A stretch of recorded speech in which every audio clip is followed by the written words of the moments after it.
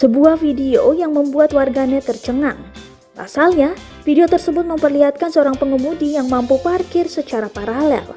Hebatnya lagi, pengemudi tersebut hanya membutuhkan waktu beberapa saat saja untuk mengendalikan mobil agar bisa berjalan.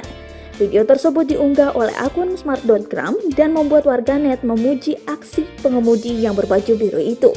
Belum lagi sang pengemudi berada di tempat sempit seperti jembatan seukuran mobil dan ada pula palang besi yang berada di kedua sisinya. Tanpa arahan tukang parkir, pria yang mengemudi mobil Toyota Innova berwarna putih mampu dengan gesit memarkir paralel hingga berlalu pergi.